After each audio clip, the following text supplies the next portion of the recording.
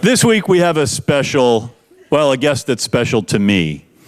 In 2007, I co-founded an organization called Cash Music, which Cash stands for the Coalition of Artists and Stakeholders. And what we did was we started it to create things that would help artists develop new business models. Over time, it morphed into what is now an open source software foundation with its focus completely on music. So what do I mean when I say open source software foundation? Well, you know what WordPress is for bloggers, right?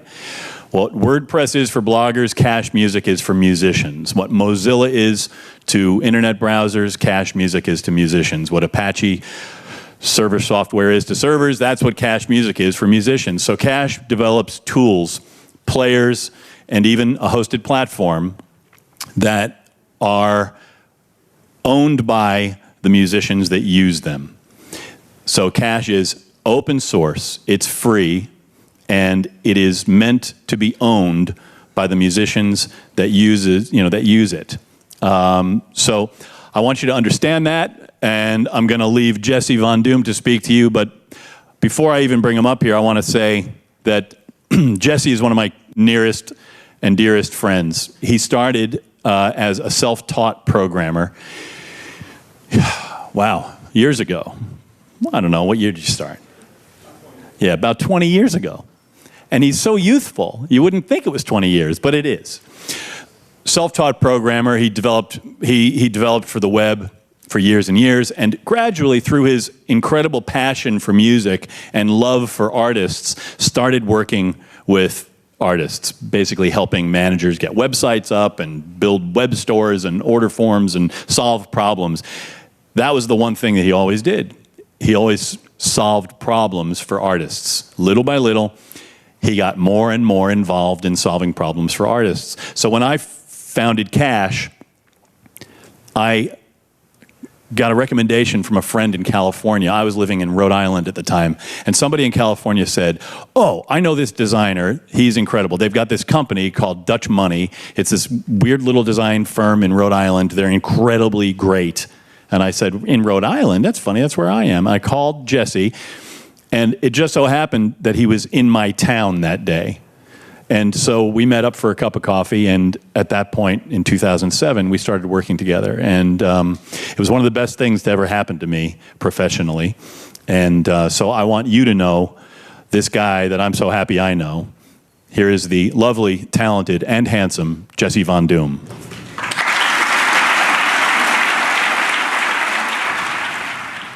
I'm actually going to talk a little bit about the motivation behind Cash Music and what we do. I'm going to talk a little bit about the things that we build and what we've built so far. I'm also going to talk a little bit about our recent educational efforts and the kinds of things that we've been doing to branch out as a nonprofit organization. And I'll probably leave with a few pieces of just how I've built my career such that it is to this day. Billy basically summed up everything I would say to introduce myself much nicer and kinder than I would say it. So I'll just start.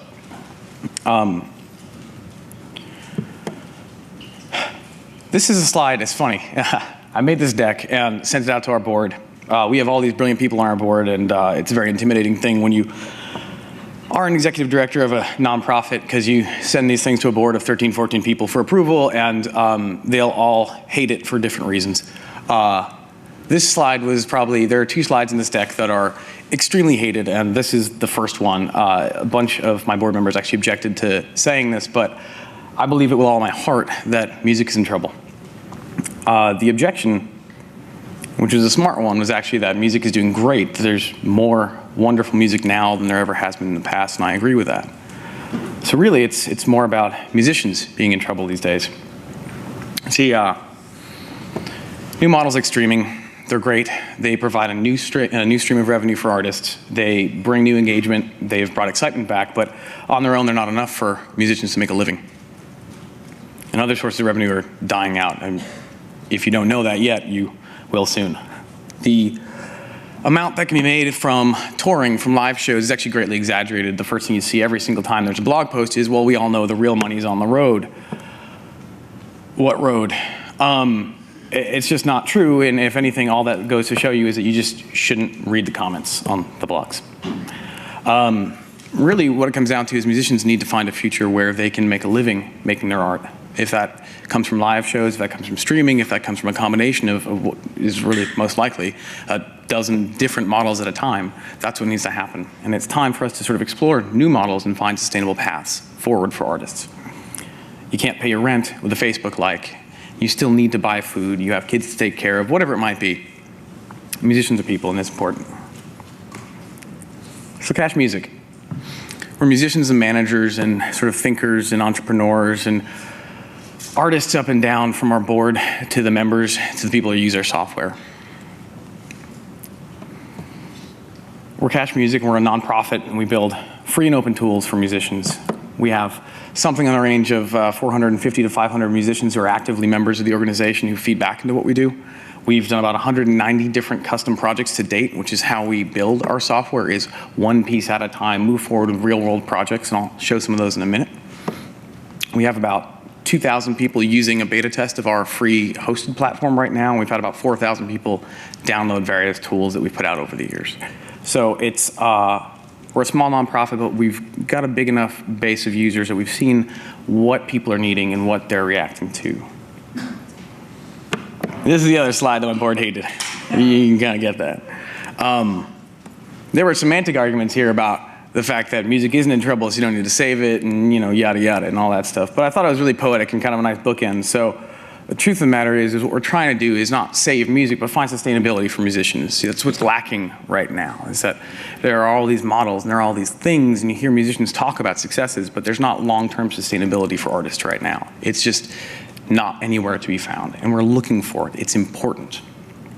So when we talk about sustainability for musicians, first, Cash Music is a nonprofit organization, which is different from your traditional startup for a bunch of reasons.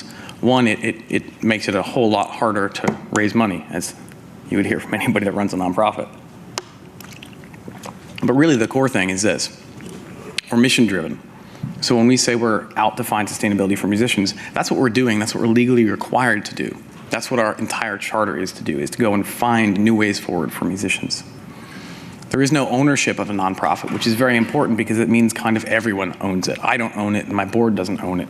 It owns itself. So what we've done over the years is we've worked with musicians directly, with managers, with labels. We've figured out things that were needed. We've asked, what do you need? So instead of going out and building something and giving it to people and saying, do this our way, we've said, well, what would your way be?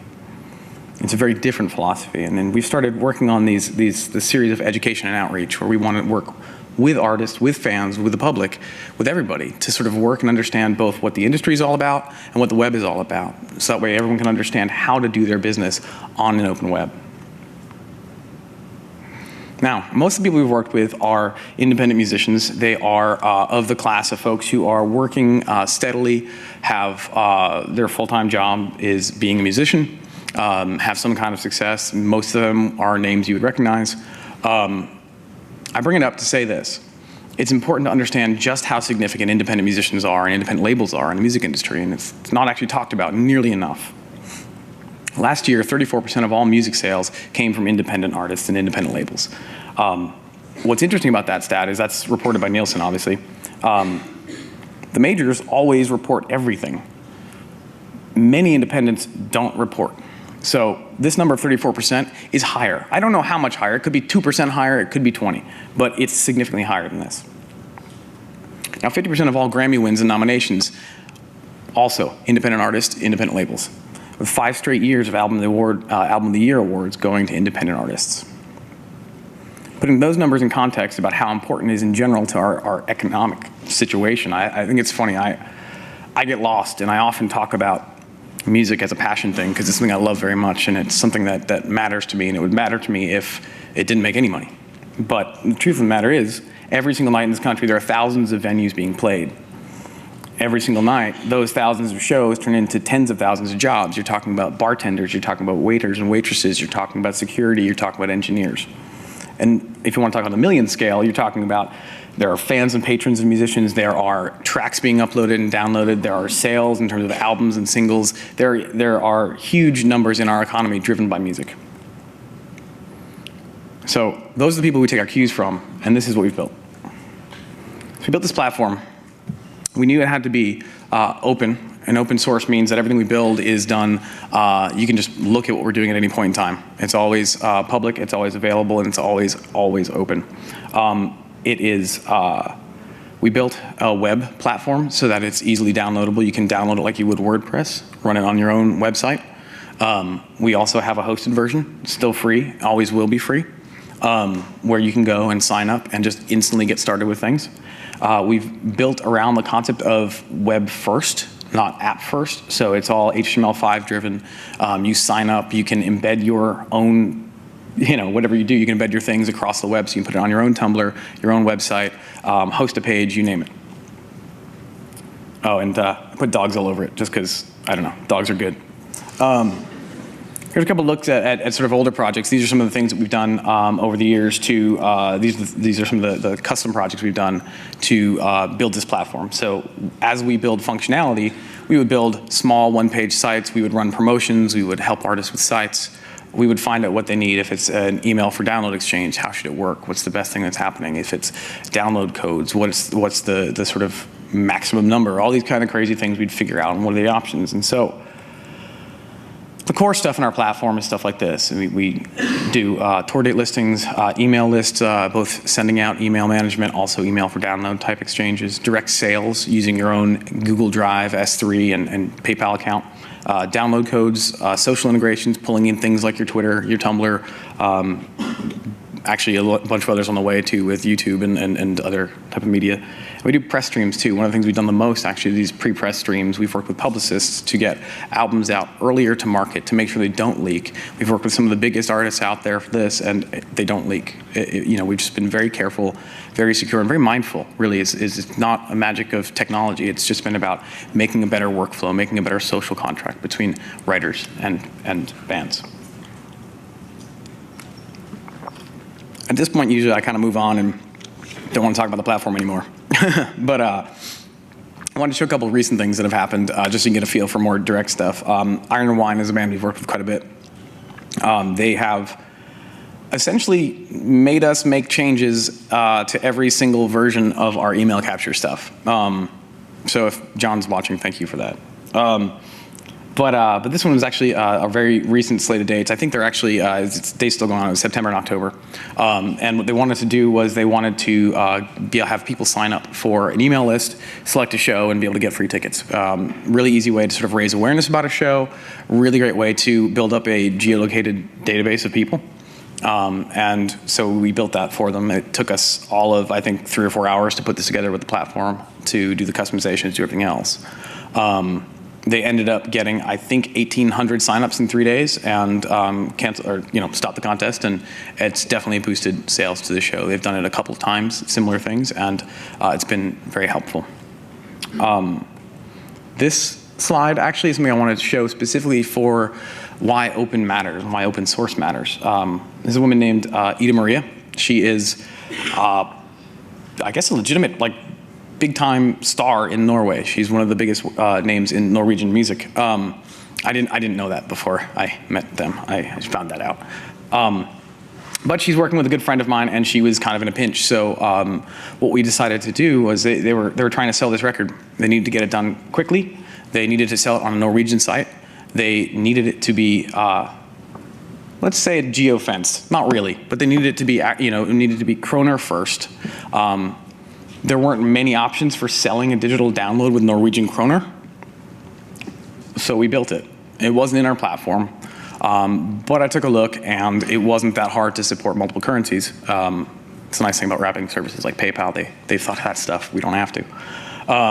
So what we did was we went in and we added a setting for all users that they can go and set their main currency to whatever they like, including Norwegian kroner, and we sold her record for 6 kroner, which is, I think, some number of reindeer antlers. I don't actually know. But this is the page we built for them, and it was a very standard, straightforward page. This is a minimum price So it's a pay what you want type of model, but with a minimum gate. Always put a minimum.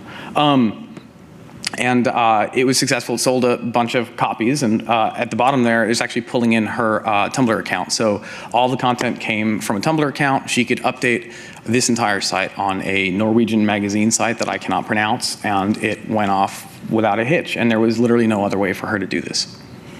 And this one is from last week. Mom and Pop Records, who we work with a bunch, were doing a secret show for a band called Sleigh Bells.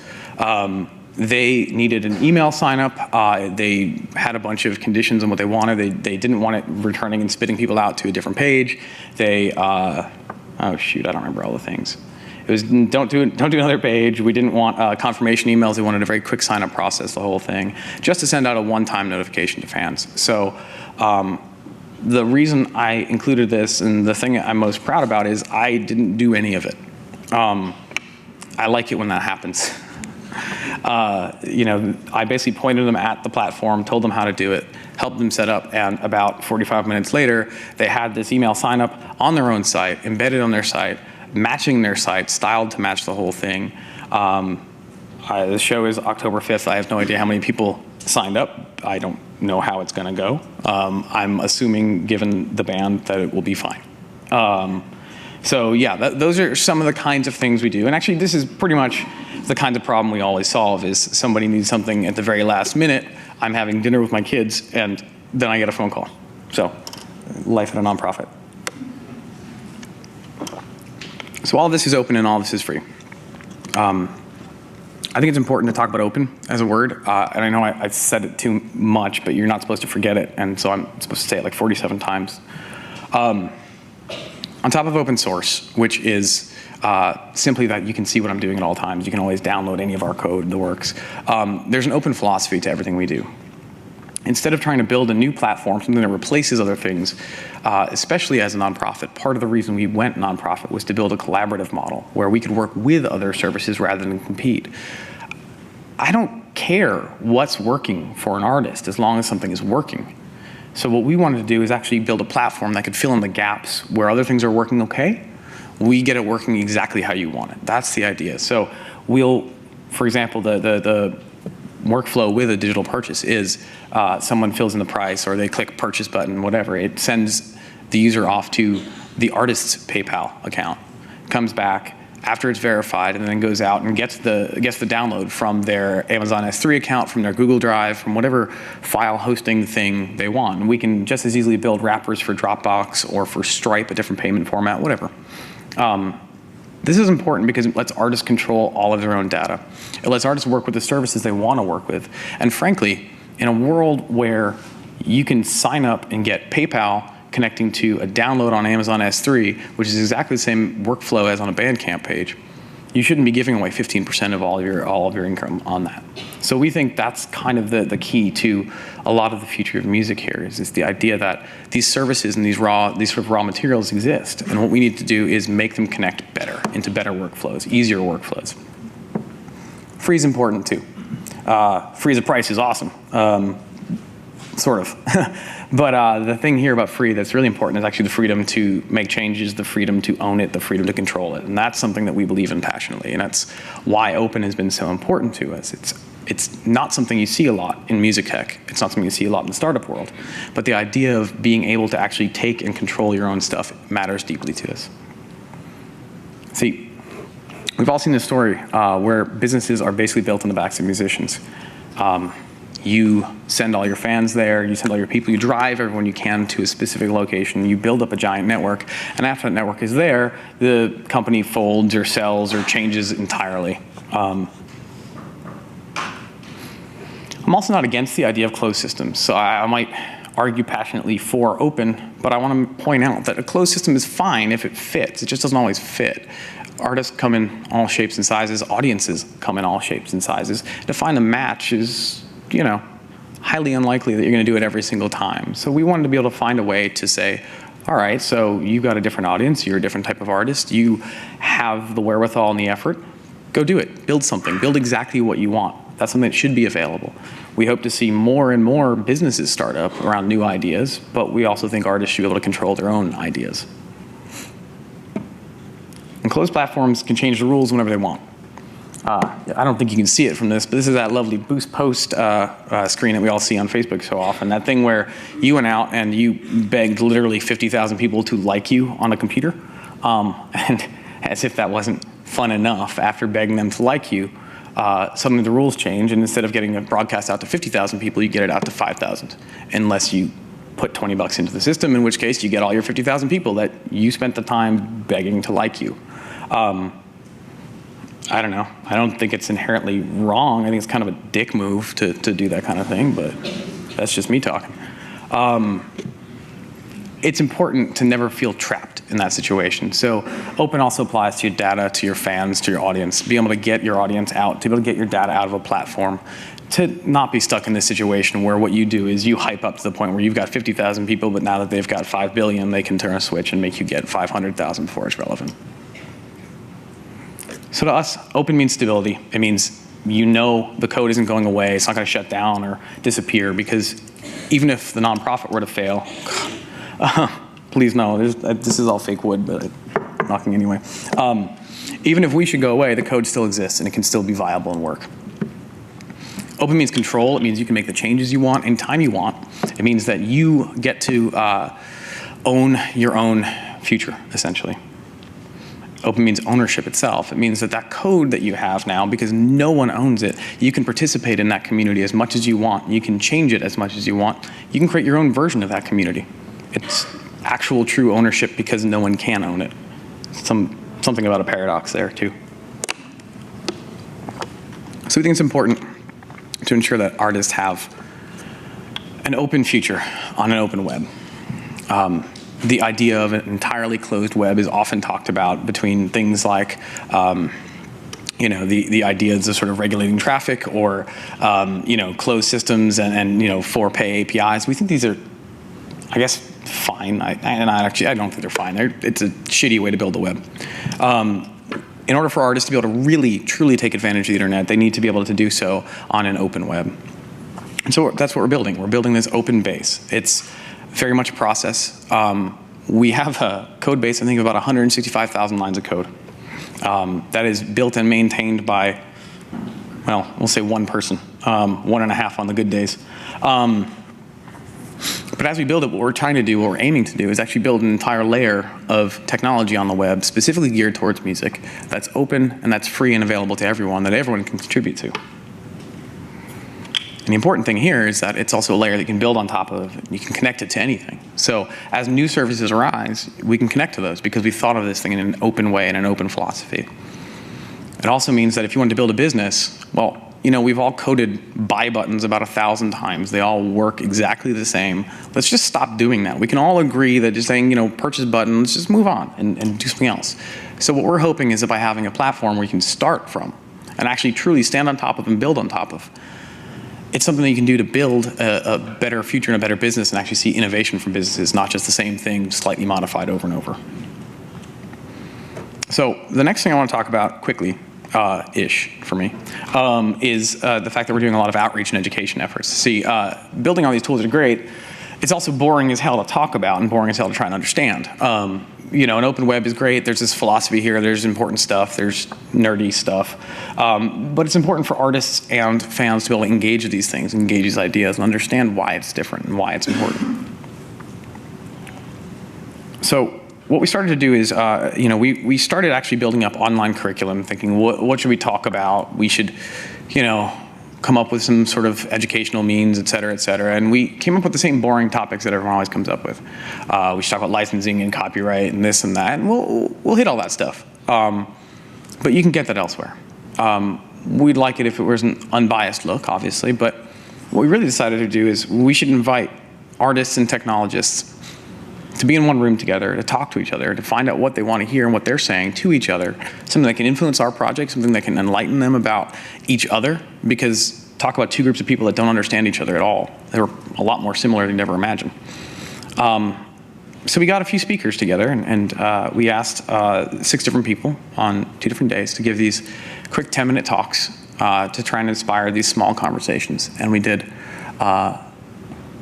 about 2 hours of talking, and there was a solid hour of just eating junk food. But these small discussions that sort of led to what is interesting to you about music, about technology, about both. And it's very rare that you'll see a room that has developers from Google and Firefox and major projects like that sitting side by side with working musicians, people from the Cribs or the Thermals and bands of, you know, some national level. So that's what we did. I'm going to talk for a minute about the different topics. Each one of these could be 20 minutes, so I'm not going to do a lot. But I want to sort of show our different approach to education and what we're kind of thinking about it. It's like I said, there's a lot of canned topics. The idea of, you know, how do you do a crowdfunded campaign? Well, sure, you can talk about those, and it's interesting. But it's actually really interesting to see what musicians and technologists come up with for what they think is fascinating. So first speaker, first day, was a woman named Rebecca Gates. She was in a band called the Spinanes in the, I want to say 90s on Sub Pop. She's been a solo artist since. She works in both visual arts and music. And she had actually this really great talk. It was sort of a winding road around the ideas of DIY and what you build. And really, I think the conclusion here was that in both music and technology, when you're out doing things on your own, it can be a very isolating factor. It's great to do this DIY thing, but you have to expand the why to include a team, to understand more people, to have peers, and the community matters. Selena Deckelman, she is a kind of inspiring developer. She works on a bunch of core projects that are all huge pieces of the web. She works on database systems. She works something I don't even understand at Mozilla, doing some next level giant data set analysis stuff. And she just sort of spoke about open source, which is, I covered here a little bit, but she spoke much better about it. There are 4 principles driving open source, which is the ability to run any code you like, the ability to study that code, the ability to fix it and redistribute it out, and the ability to release your own code for the same stuff. So when you think about that, it becomes a cycle of using code, understanding it, fixing it, and releasing it. So that cycle, when you think about it, you can see just how impactful it could be for music. Maura Johnston, she was the editor of, oh crap, I just drew a huge blank. Yeah, Village Voice, thank you very much. This is what happens when you take a red eye in and you get off a plane at 8:50 in the morning. It's good. So Maura was at the Village Voice for years. She was the editor there. She has written for pretty much every publication you can imagine, largely about pop music. She has since moved on. She's now an adjunct professor at Boston College, I think actually in journalism and pop culture. And what she's been doing that's really interesting on the side, though, is this, she runs a small magazine called Maura Magazine. And it's entirely on a micro-publishing level. It's every issue is, it's sort of a rolling issue thing. It's a low price point. It's all based on digital, no mass production, and she's actually managing to pay other writers to write about things they're passionate about in pop culture. I think the model is fascinating, and she got into quite a bit of detail about that. And I think it's sort of interesting to see what the parallels are between publishing now, an industry that is in trouble, and music, an industry which is, you know, pioneering ahead of it, in trouble. Jean Cook was fascinating. Jean is amazing. She's an old friend. She works at Future Music Coalition. If you don't know them, you should. It's just futuremusic.org. She also plays in bands. She played in Ida and Beauty Pill. She is a violinist of some renown. She actually was Pulp's violinist out on the road, and for the last reunion gigs. And she's just a brilliant person in general. So her work at Future Music was, she's focused largely in the last 2 years on an artist revenue survey, where she actually goes out and speaks to artists saying, where is your money coming from? I mean, we've got plenty of data, and most of it is terrible, and the rest of it's all hearsay. We actually, it's hard to understand where artists are actually making their money, what's working and what's not working. What's the average price point on pay what you want across platforms? No idea. You can't know. So she went on and started asking those questions. And what was especially interesting that she found was sort of an underrepresentation of classical music and jazz music. So she spoke about this idea, this concept of invisible genres, which I thought was such a beautiful way to think about it. She talked about, like, when you think about a streaming service, for example, sure, you can find Beethoven, but if you want to find Beethoven conducted by Ben Zander in a specific movement, good luck. It's not going to happen. And then on the other side, you see all these lists like, who are the 50 the 50 highest grossing artists in a given year. You know what? Yo-Yo Ma is making more money than all those guys. He makes a ridiculous amount of money. And that's awesome.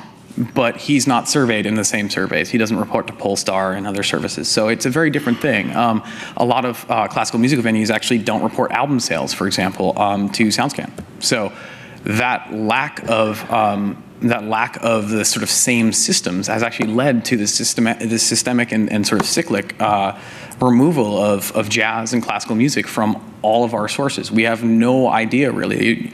They track plays on jazz radio. There's no chart for them. They don't even track classical radio. So of course it's not popular because it's not studied. Who knows what it's like? And very similar things throughout pretty much every aspect of the music industry as you'd think about it. It's underreported statistics leading to understudied statistics leading to who knows what's happening. So I'm gonna shut up now, sorry. This was my favorite thing that anyone did. It was really kind of amazing. But what it gets to is the same problem that we keep facing and that Jesse Chris spoke about. Jesse is just a way better Jesse than me. He built the dashboard for the Obama for America team. So the day of dashboard that they used to check out voter fraud was him. And it was his user interface, his design, everything. And when that worked out pretty well, he moved on to working at NASA. And now he makes awesome stuff for robots. That's as much as I can understand. So he's smart and he's good and he's a really good designer. And Jesse thinks about user interaction. He thinks about surveying and talking to people. And so he had this quote from his pitch, which is, design is a process of learning, questioning, creating, communicating, and refining an idea to address a real need for real people. And simply put, he talked at length about how important it is to talk to the people who are going to be using the software you make, who are going to be using the ideas that you're bringing to life. And it was sort of wonderful to talk to a guy that builds stuff for robots on Mars, saying how important it is to talk to people. I think that really sums something up. And the last of these sort of speaker summaries is a friend of mine named Lushlife. He is a rapper from Philly, immensely talented guy, producer, does all his own stuff, everything. He's sort of the perfect example of a musician who won't give up and who is sort of seeing a reward for it. He has been doing it a very long time, and his career is starting to take off finally, and very deservedly so. He's just immensely talented. I think one of the first times anyone heard about him was when Kanye West sued the ever-living crap out of him for doing a mashup back when, if you remember those, back when he did a mashup of, it's called West Sounds. It was Kanye West and Pet Sounds. It was fantastic, and yeah, it didn't last very long. But he had this great thing where, so he grew up at a certain time and sort of remembers and sort of always shoots for this 90s aesthetic, this idea of cassette-driven hip hop, also mixed in with sort of the indie rock stuff at the time. And he has this sort of way of blending nostalgia into his stuff. He doesn't want to sound like he's parroting a certain genre or a certain style, but he definitely likes to work in this idea of nostalgia. And so his whole thing, he gave this whole talk about digital degradation and how he thinks in 10 years from now, you're going to hear kids putting artificial MP3 blips into crap and unnecessarily compressing things just because that's the sound they're going after, because that's the music they grew up with. And it was a really interesting talk about nostalgia, about the way we build things, the way we make things, and the aesthetics in our lives. So that's all the stuff about the speakers. I kind of wanted to bring them up, specifically though, just to talk about the kinds of questions and the kinds of things you want to tackle on an education and outreach basis. All of our summits, hack days we're doing now, and workshops that we'll be putting on, largely they're driven towards practical means, towards the idea of what does licensing mean, how do you build this, how do you build that. But I think it's incredibly important to ask other people what questions are important to them and ask what matters to them, because you find out really amazing things and they tie back to the rest of your work like you'd never believe. So at this point in this talk, which I've butchered like crazy for today, usually this is where I try and chump you out of money or time. That's the nonprofit thing you do. You always ask for money and time, and you just keep doing it over and over and over again until people shut you up by giving you money or time. But that doesn't seem right for today. I want to talk and close quickly with this guy. I want to say William Cecil is his actual proper name, but he is an advisor to Queen Elizabeth, who Shakespeare used as the sort of inspiration, if you will, for a character named Polonius. Any of you who don't know this speech, you need to go back to high school literature and read it. The whole thing's actually nice. Hamlet's really good. It's good. Polonius in Hamlet gives this famous speech, and you should all know it, like I said, but it's the, give thy thoughts no tongue, neither lender nor borrower be, et cetera, et cetera. Fatherly advice to a young son, it's great, and it's usually, the point is almost entirely missed. See, Shakespeare thought this guy was a real dick. I'm sorry, Mom. He thought he was a not great guy. He was an extremely conservative advisor. He did not like the arts particularly well. And if you read Hamlet through and you read what happens to Polonius, he has an awful end. He spends the entire play lying and basically looking like an idiot. And then he goes on to give this beautiful, beautiful speech. And what's interesting about it is that the advisor to Queen Elizabeth actually gave he wrote a very similar letter to his son in public. And so Shakespeare basically took that piece of writing, plagiarized it, gussied it up real nice, and put it in his play as a way of showing him, look, I don't like you, and I just wrote a play where you have a really crappy end. Sorry. But it was enough for him to get away with it. Enough about Polonius. Talk about this guy. I think the first point, though, that I wanted to point out is be careful who you listen to. And that's sort of pointed out by Shakespeare. See, the reason I think of it is there is some really wonderful advice in that speech by Polonius. It is inspiring and interesting, smart, all that stuff. But you have to understand that Shakespeare put it in there as a way of signaling who he was, that he didn't like this person. He put it in with dubious motives. And see, whenever you get advice throughout your career, even from me, it's going to be only so useful to you. And I think it's important that you guys, starting out, remember that. There's going to be advice coming left and right. Think about where it's coming from, understand where it's coming from, and when you find someone you want to listen to and you should listen to, Billy's one of them for me, listen every time and pay attention. And when you find a blowhard, be nice, just walk away.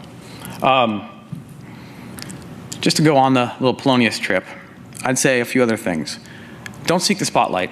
It never works out well for you. If you're an artist, it's one thing. But if you're working with musicians, that's their spotlight. Don't take it away from them. Don't try to step in and be a part of the story. It's not what you're there for. It's not what any of you are here for. And if you're doing it, you're not doing your job well enough. Most of the people that you see in your career, most of the people that you're looking at as idols in the music industry aren't very good at their jobs. The ones that are really good at their jobs are the ones you don't hear about and the ones you don't see. The best managers are invisible.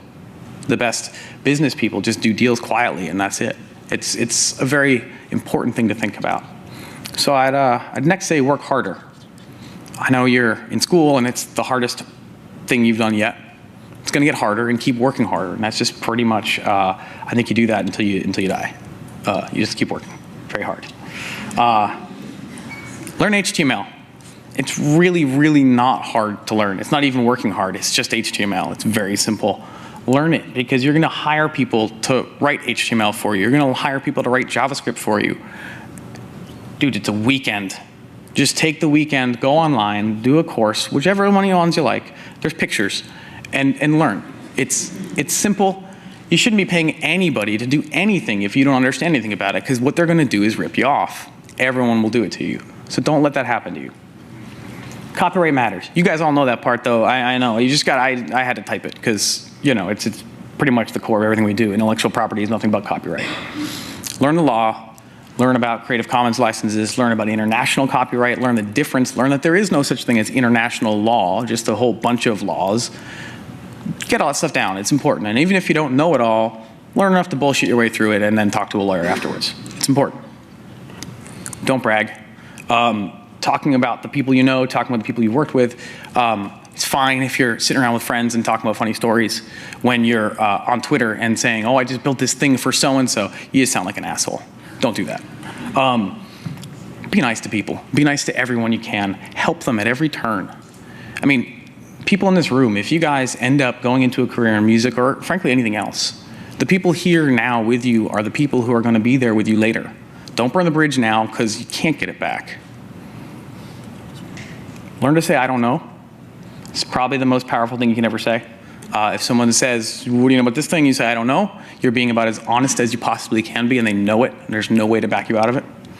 It's also how you learn. You say, I don't know, and you learn new things. It's actually a really neat trick.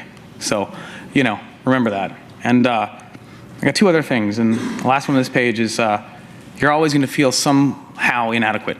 But don't worry, everyone else does too. It's just how life is. I mean, I'm 36 and I still feel like I'm 16 starting out. I'm assuming I'll feel like an expert next year, but it hasn't happened any years yet. The last thing really is just your name. Your name matters, and who you are matters. This is a picture of me in like 1982 or something, really badly cropped, learning how to write my name. My wife says I still make that face, which is really horrible. I hope I don't, but I'm sure I do. It took me years to figure out who I wanted to be. I worked as a bike messenger, as a designer. I've done work as a writer. I've helped manage bands. I've worked for publicists. I've done some less than wonderful programming work. I've done some very good programming work. I've built a design studio, and I built a nonprofit since. I don't know what's next, but it was a lot of work to find myself and to figure out who I am and to find my name, and my name matters. There are very few people in the development side of my job who understand the music industry, and there are very few people on the music side of my job who understand the nerd factory stuff. It's only my name and my reputation that keeps people listening to me. So be very, very careful with your name and who you are. It is the most important thing you will ever find from here. That's all I got.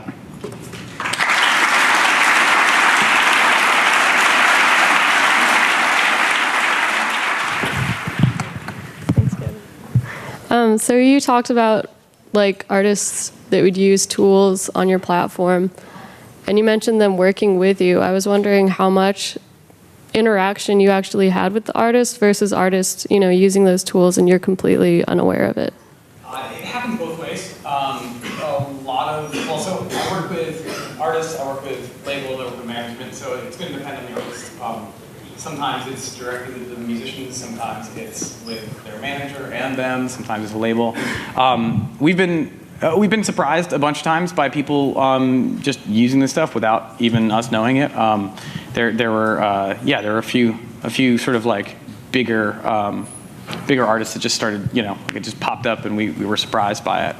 So yeah, it's been the funniest part about it, or maybe the most rewarding part actually, is like when you suddenly look up and there's like a piece of promo being done by like some band like Chickenfoot or something silly like that, and it's like, oh, that's something I built, and that's cool. So I don't know. I don't know if that answers the question, but yeah, the feedback definitely comes directly from artists, directly from the people that care. Anybody else? Oh, yeah. So the next question has to come from. You guys should get organized. This is a good workout and all, but. Jesse, thanks for coming. That was awesome. My question is getting into the nerd factory side, but I won't try to go too far. So if I'm in Cash Music, I have all my music there, and I can do all kinds of stuff. And then there's other services that can be built on top of that. Yep. Can those charge money? Those can be commercial. They can do whatever. Yeah. Okay. We actually built it so that the. I'm trying to figure out how to do it without being too boringly complex. So we made an API only core. So it's all PHP and whatever else, so it can be pretty much ubiquitous, run anywhere.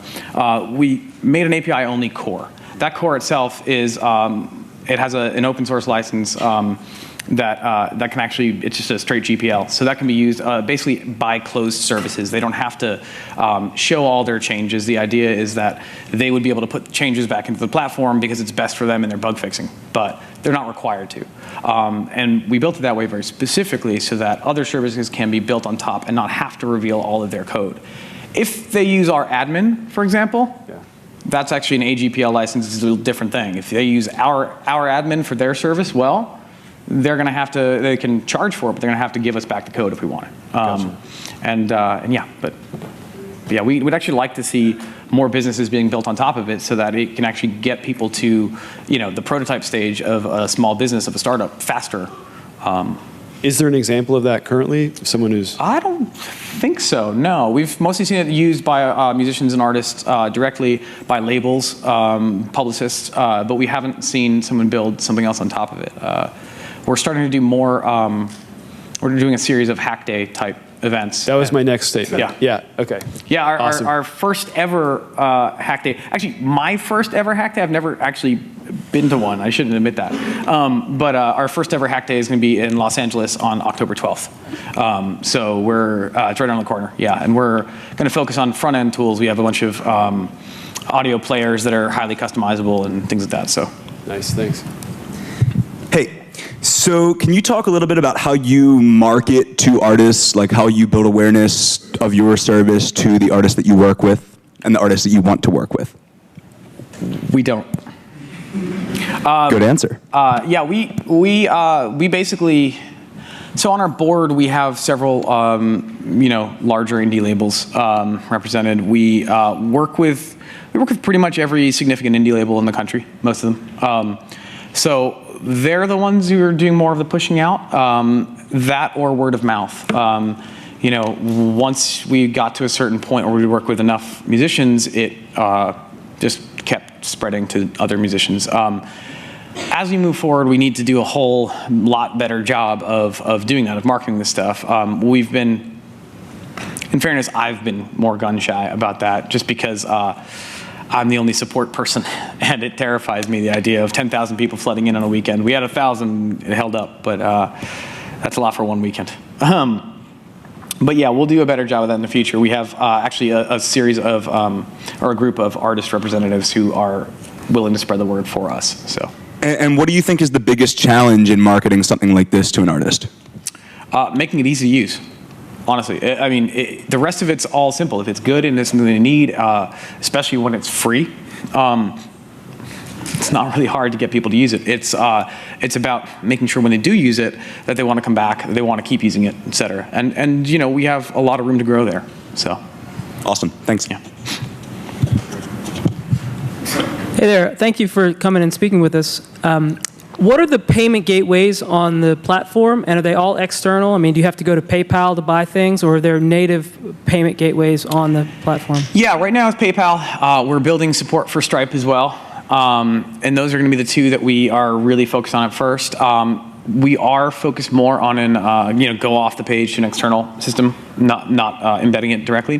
What we've talked about, and we haven't finalized plans for this yet at all, but you know, we don't ever want to charge for functionality at all. And it's like literally we've made the decision that we would rather not exist than start charging artists a percentage or something like that. I mean, if people want to give us a percentage, we'll take it. That's fine.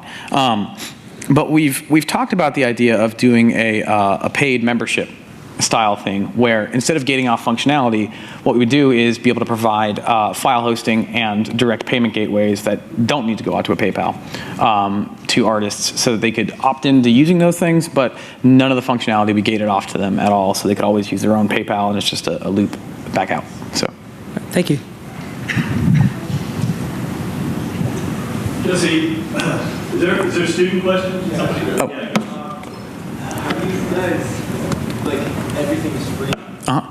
So how do you guys raise money and what? Oh, it sucks. We have, so we've done some things. There have been some companies like MailChimp, for example, has actually been, they have been our saviors a bunch of times. MailChimp has funded integrations with their stuff, so we, on our email collection thing, you can have it sync your MailChimp lists, or we use actually them as our mailing gateway out. They have funded the development for that stuff directly. They have given us grants. The educational events that we talked about, those are actually somewhere where we can get sponsors for, because they are things where we can put someone relatively well-known on stage to speak, and we can sort of make that into a sponsored event type of thing. So we raise money that way. We've gotten grants from places like Mozilla and Google's policy department. So we always get the grants based on the idea of building these things as free open web resources. So it's a struggle figuring it out, and I'm terrible at asking for money, and getting better, but still pretty terrible. Yeah, it's just been a slow process figuring it out. For a long time, we were raising money, and we would raise just enough to sort of limp along for 2 months, and then raise enough to limp along for another 2 months. And now we've gotten to a point where we need to start to think about growing, because our stuff, we're running into issues of scale. And as we do that, we're just looking at raising more money and eventually having a full-time fundraiser. That's what most nonprofits end up doing. How many people work with this? 2. There's me and my co-executive director, Maggie Vale.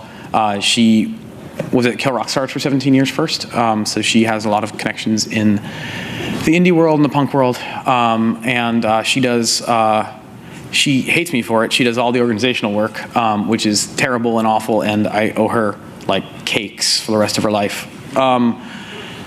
She also does a lot of the outreach, and she is heading up the educational efforts, whereas I head up the product and the platform efforts. And we do get, occasionally we get volunteers, we get people helping out, and we've been trying to get more organized about that actually, and get more people volunteering and actually give them a good experience doing so. So, yeah. Any other questions? Oh. When does the hosted platform launch? It's actually available now. You can go and go to cashmusic.org and kick the tires on it. Something's going to break for you. I'm sorry. But there's a support page as well, and you can write there and tell me what it is. But yeah, it's available now, and we're actually rolling out new versions all the time. The reason we keep calling it a beta is because sometimes it changes an awful lot overnight, and that's sort of the deal. So, yeah. Anybody else? Well, Jesse, I wanted to ask you to explain something.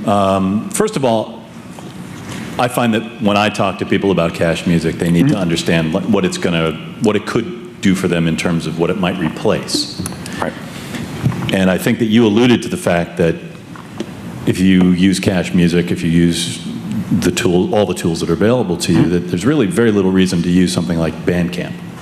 You want to speak to that? Yeah.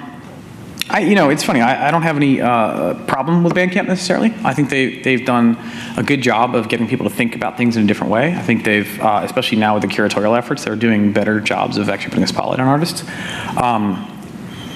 It doesn't work at a certain scale. It just doesn't work. When you're selling 10,000 units, 15,000 units, that cut is huge. I mean, you should be giving that cut to a manager, not to a website. So what we're trying to look at is the idea that there will always be a need for things like Bandcamp. There's always going to be a reason to want to sign up with that and to go through that service. And frankly, any band I work with, I'd advise them to, run your website using something more direct, but have a Bandcamp too, by all means, keep that there. But yeah, I think the idea of long-term allowing a company like a Bandcamp to become the place where you buy digital music is a huge opportunity lost for musicians. That, as a whole, I think you got to get in the way of that. Every time a new market is created by some kind of innovation, some kind of new idea, you have this chance to sort of grasp power. Not to be a weirdo about it, but it's in those weird volatile moments that you can say, well, no, we as artists are going to take back some of this power, and we're going to be able to run these things. And it's I pointed out kind of often actually that one of the most powerful things about the tools we're building is that they can actually very much help an artist who isn't using them and has no plans on using them. The idea of negotiating for a better rate in a deal or getting a better contract. Because you have options, because there are other options. Exactly, like having a way to say, well, screw you, I'm gonna go sell it myself. Right now, enjoy. Good luck. But yeah, if you get to a point where you can do that at scale and not lose 15% or 10% at this huge scale, it becomes actually a very powerful threat and something that is credible and important. So hopefully in the end, what that leads to is, even if all we've done is provide negotiating leverage to artists in getting new deals, we've done something that we wanted to, which is bring a sustainable future about. Right, you've moved the needle for an artist. Right. Another thing you touched on and you touched on it very briefly, was the idea of the middle-class musician. Right. Which is something that I want to make sure that people in this room understand is their goal. Yeah. I think that you and I obviously see eye to eye on this, but the idea that you might earn, the kind of living that a plumber might earn if you're lucky, or an electrician, or any other workaday person, that you could feed a family of 4 on music, that requires incremental change, and it requires continual growth and continual development. And I think that the idea that is a huge part of Cash's mission, I wouldn't want that lost on you guys. So I have to offer that myself. Yeah, no, it's true. There's superstars in every industry, and that's great. But there's got to be a way forward for regular folks, and that's the thing I feel is really missing right now in music. It's. And I find you can plan a career. Yeah. As a middle-class musician, you can't plan for a superstar. Right, exactly. Or rather, superstar. Yeah, you leverage it when the opportunities come along, but yeah. Yeah. No. And the other thing that you touched on very briefly that I'd like you to speak a little bit more about is the board. Why do you have the people you have on the board, and who do you have, and what does that mean to Cash Music?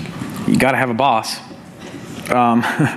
The board, it's interesting. We set up this thing as a nonprofit, and the idea when you set up a nonprofit is you say, what's your goal? What's the mission exactly? And the mission here is sustainability for artists, finding new ways to leverage, internet tools and education to empower artists. So we got to have somebody saying if we're doing a good job or not. We have to, as a staff, come up with our plan, and it has to get approved by our board. And so our board is full of people who are essentially the working class musician types or smart thinkers. So there's people like Kristen Hirsch, who you may know.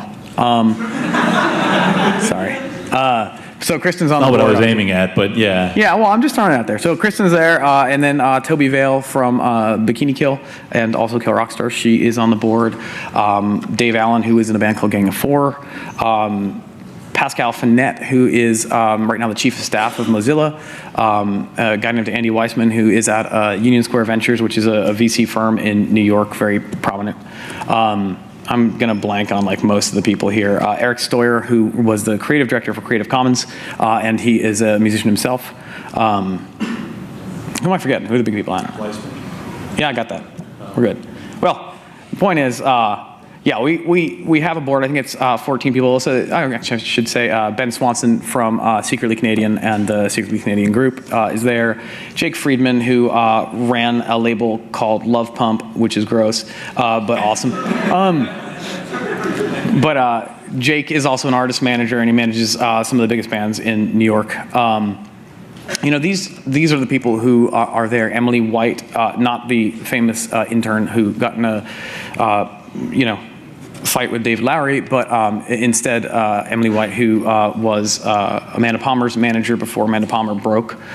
She manages Brendan Benson. She manages a bunch of other artists, and she's sort of known for Family of the Year. She took them from being sort of nowhere to having this amazing career, and that's what she does for people, is she builds their careers. And what this board does is basically keep you honest, right? Yeah, essentially. They like to yell at me and give me deadlines that I fail at hitting, and yell at me some more, abuse me.